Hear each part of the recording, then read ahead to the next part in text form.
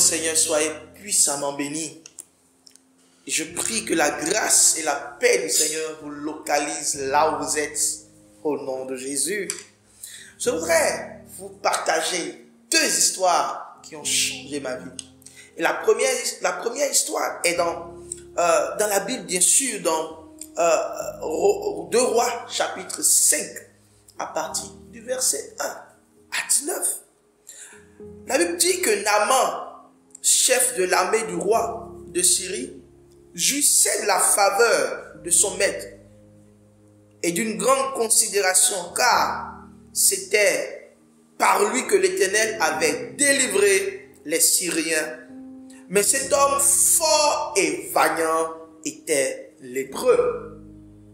Or, les Syriens étaient sortis par des troupes et ils avaient amené captive une fille du pays d'Israël qui était au service de la femme de Naaman. Et elle dit à sa maîtresse: oh, si mon Seigneur était auprès du prophète qui est à Samarie, le prophète le guérirait de sa lèpre. Naaman allait dire à son maître: la jeune fille du pays d'Israël a parlé de telle et de telle manière.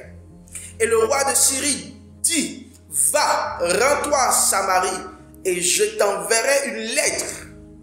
J'enverrai une lettre au roi d'Israël. Et il partit, prenant avec lui 10 talents d'argent et 6000 cycles d'or et 10 vêtements de rechange. Il porta au roi d'Israël la lettre où il était dit: maintenant, quand cette lettre te sera parvenue, tu sauras que je t'envoie Naaman, mon serviteur, afin que tu le guérisses de sa lèpre. Après avoir lu la lettre, le roi d'Israël déchira ses vêtements et dit: suis-je un Dieu pour faire mourir ou pour faire vivre, qu'il s'adresse à moi afin que je guérisse un homme de sa lèpre? Sachez donc et comprenez qu'il cherche une occasion de dispute avec moi. Lorsqu'Élisée, homme de Dieu,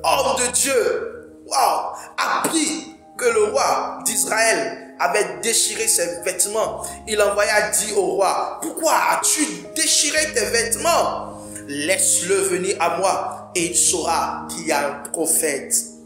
Il y a un prophète en Israël. Naaman vit avec ses chevaux et son char. Vint avec ses chevaux et son char et il s'arrêta à la porte de la maison d'Élisée. Élisée lui fit dire par un messager: va, lave-toi 7 fois dans le Jourdain et ta chair deviendra saine et tu seras pur. Naaman fut irrité et il s'en alla en disant: voici, je me disais, il sortira vers moi et il se présentera lui-même. Il invoquera le nom de l'Éternel son Dieu et il agitera sa main sur la place et guérira le lépreux. Et les fleuves de Damas, Abana et Papa ne valent-ils pas mieux que toutes les eaux d'Israël? Ne pourrais-je pas m'y laver et devenir pur? Et il s'en retourna en disant, et parta avec fureur. Mais ses serviteurs s'approchèrent pour lui dire: mon père, si le prophète t'eût demandé quelque chose de difficile, ne l'aurais-tu pas fait? Combien plus dois-tu faire ce qu'il dit? Lave-toi et tu deviendras pur.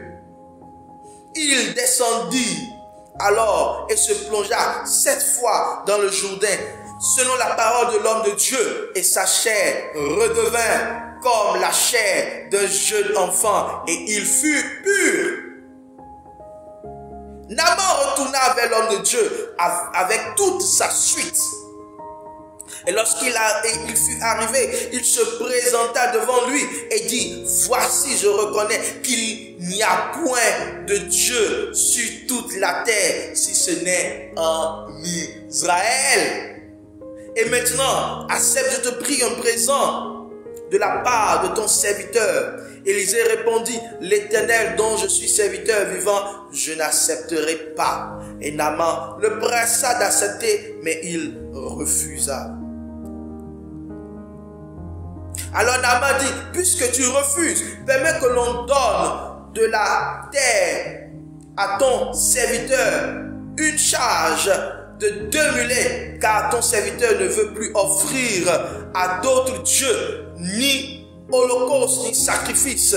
Il n'en offrira qu'à l'Éternel. Voici toutefois ce que je prie l'Éternel de pardonner à ton serviteur. Quand mon maître entre dans la maison de Rimon pour s'y prosterner et qu'il s'appuie sur sa main, je me prosterne aussi dans la maison de Rimon. Veuille l'Éternel pardonner à ton serviteur lorsque je me prosternerai dans la maison de Rimon. Élisée lui dit, va en paix. Amen. C'est la première histoire. Et la seconde histoire est courte, mais aussi puissante. Marc, le chapitre 10, à partir du verset 46. Ils arrivaient à Jéricho, et lorsque Jésus en sortit avec ses disciples, et une grande foule, une fils de Timée, Bartimée, mendiant aveugle, était assis au bord du chemin. Il entendit que c'était Jésus de Nazareth, et il se mit à crier, fils de David, aie pitié de moi. Plusieurs le reprenaient pour le faire taire, mais il criait beaucoup plus fort, fils de David, aie pitié de moi. Jésus s'arrêta et dit, appelez-le. Ils appelaient l'aveugle en lui disant, prends courage, lève-toi, il t'appelle. Alléluia. Et l'aveugle jeta son vêtement, jeta son manteau et se levant d'un bond, vint vers Jésus. Et Jésus prenant la parole lui dit, que veux-tu que je fasse? Rabouni, lui répondit l'aveugle, que je recouvre la vue. Et Jésus lui dit, va, ta foi t'a sauvé. Aussitôt, il recouvra la vue et suivit Jésus dans le chemin. Alléluia. J'aime Dieu lorsqu'il manifeste la guérison de façon surnaturelle.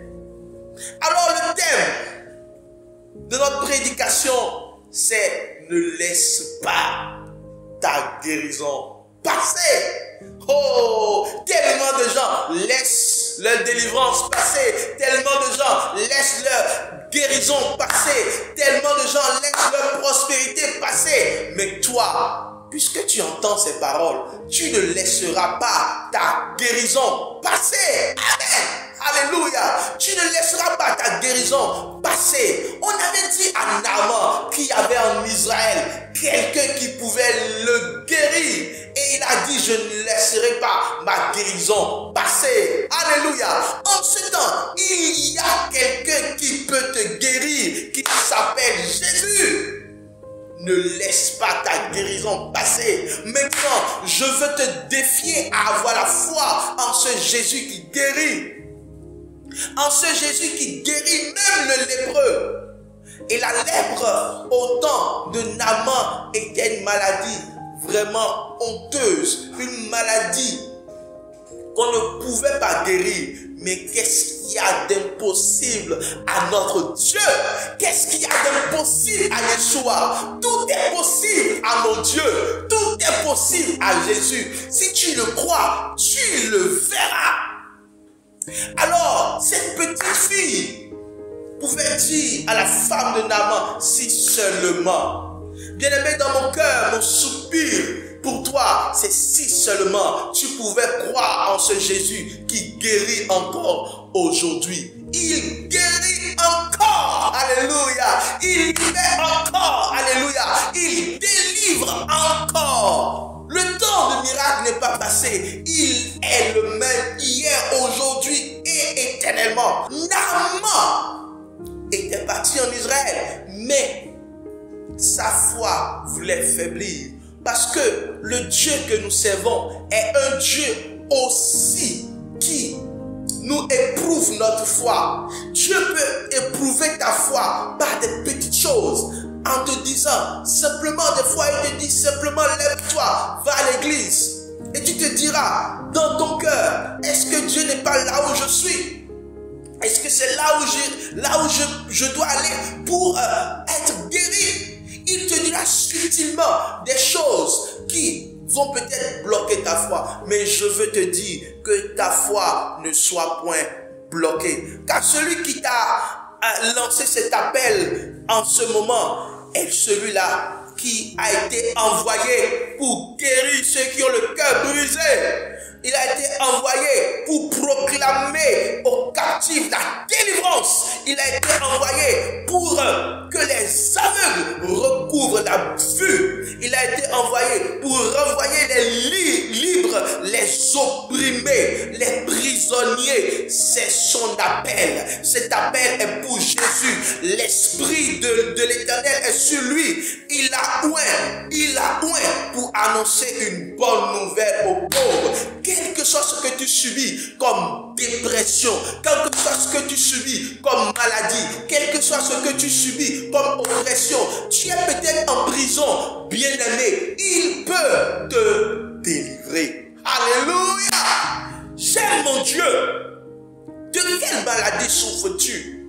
Il est capable de te guérir. Alléluia. Il est capable de te guérir. Mais le problème la plupart du temps, bien-aimés, c'est ceux-là qui ne savent pas reconnaître de quoi ils souffrent. Longtemps, ils n'acceptent pas leur problème. Je voudrais simplement te dire, accepte ton problème et amène ce problème, amène cette maladie devant le trône de gloire, alléluia, devant l'agneau immolé pour que nous soyons libérés, guéris, restaurés, sauvés. Ne sois pas ignorant de ce que tu souffres. Et je voudrais réellement m'adresser aux hommes et aux femmes mariés. Vous devez être conscients des problèmes que vous avez ensemble. Il faut que tu présentes à l'Éternel, que tu saches que tu es malade.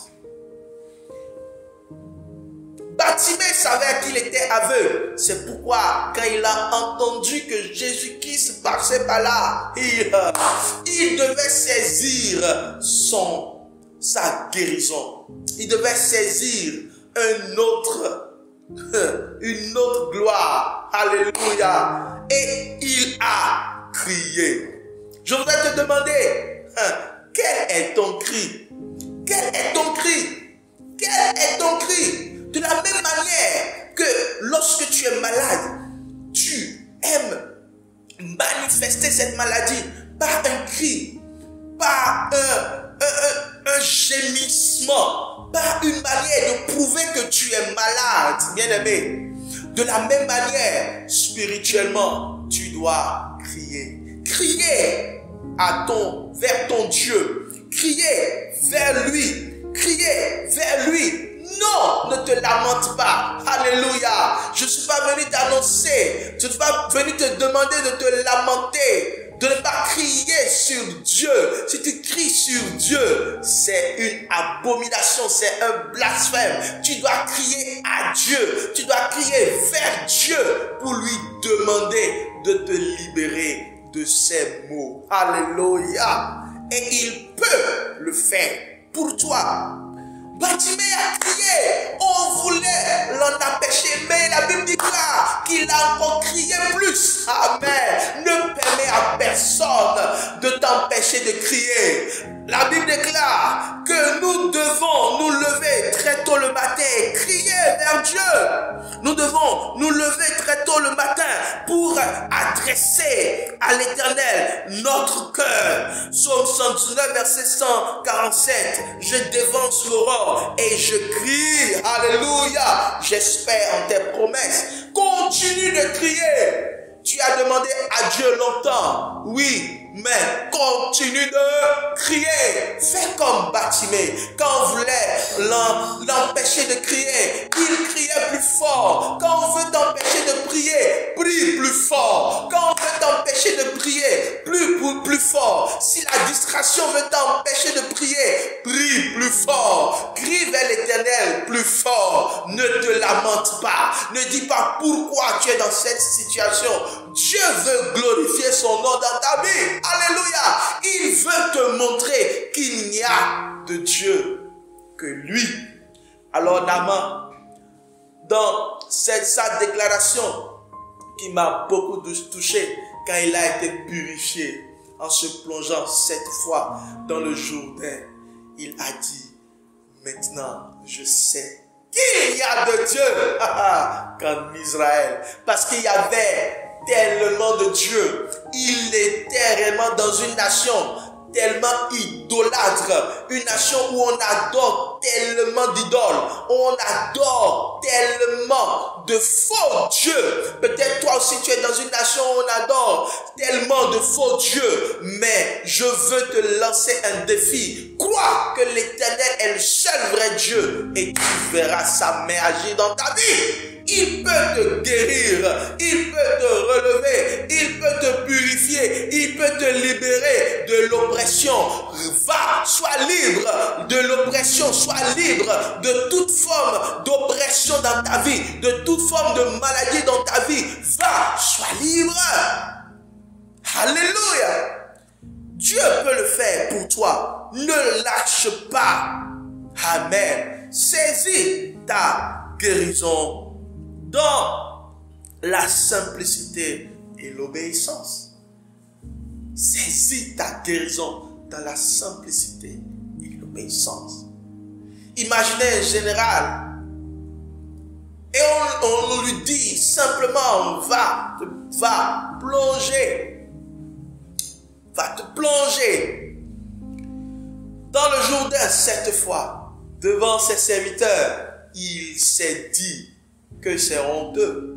Lui, il avait tellement une stratégie dans sa tête. Mais Dieu avait son plan. Son plan est souvent humble. Son plan est souvent simple. Des fois, ou la plupart du temps, nous aimons nous compliquer la vie. Alors que notre guérison est dans l'obéissance. Amen. Ta guérison est dans la simplicité de l'obéissance. Obéis simplement à ce qu'il te dit et tu seras guéri. Crois simplement, crois seulement et tu seras guéri. Oui, c'est tout.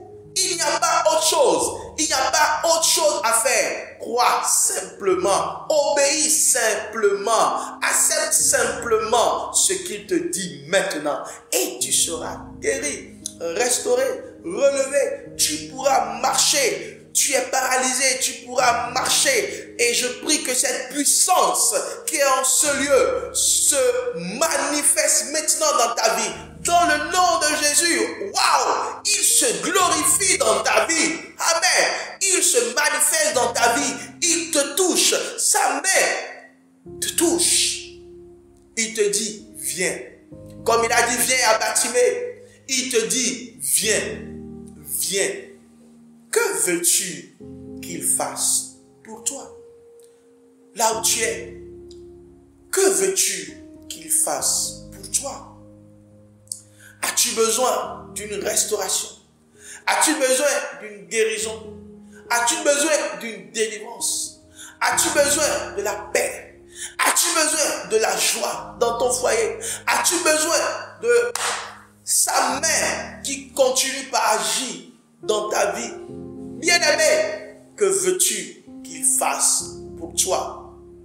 Alors, commence par croire maintenant. Commence par croire maintenant qu'il est en train d'agir. Qu'il est en train d'agir maintenant dans ta vie. Il est le Dieu fort et puissant. Il le fait par la puissance de ton esprit. Non pas par la force, non pas par la puissance, mais par son esprit. Par son esprit, il te touche là où tu es. Par ton esprit, par son esprit, il te délivre là où tu es. Par son esprit, il te guérit là où tu es. Par son esprit, il te relève, il te ressuscite là où tu es. Dans le nom de Jésus, le Dieu qui ressuscite les morts, qu'il agisse dans ta vie maintenant au nom de Jésus. Il est le Dieu qui agit partout sur la terre, qui se glorifie par ce canal dans ta vie, qu'il se manifeste dans ta vie, que ta maladie soit complètement enlevée, que cette maladie soit complètement enlevée, que tu sois guéri de toute forme d'impureté, guéri de toute forme de surdité. Je demande à l'oreille qui n'entendait pas de s'ouvrir au nom de Jésus, aux yeux qui ne voyaient pas de voir au nom de Jésus, au mal de dos de commencer par lâche prise. Si tu as mal au dos, lève-toi maintenant et dis ça n'est fini. Je n'aurai plus mal au dos. Si tu as mal n'importe où, fais ce que tu ne pouvais pas faire. Tu ne pouvais pas marcher. Lève-toi, marche, car la puissance du Saint-Esprit te saisit là où tu es. Waouh! Il le fait maintenant pour toi. Maintenant, il te guérit. Maintenant, il te guérit. Maintenant, il te guérit. Maintenant, sa main te touche. Tu étais stérile. Deviens fertile au nom de Jésus. Porte des enfants. Dans le nom puissant de Jésus, tout ce qui était détruit en toi, tout ce qui était complètement brisé en toi, commence par reprendre vie dans le nom de Jésus. Les os commencent par se rassembler. J'ordonne que les nerfs commencent par se mettre en place, que les muscles commencent par se mettre en place et que l'Esprit de Dieu se manifeste. Son souffle se manifeste. Maintenant, au nom de Jésus, sois guéri, sois libéré, sois restauré. Au nom de Jésus-Christ de Nazareth. Amen.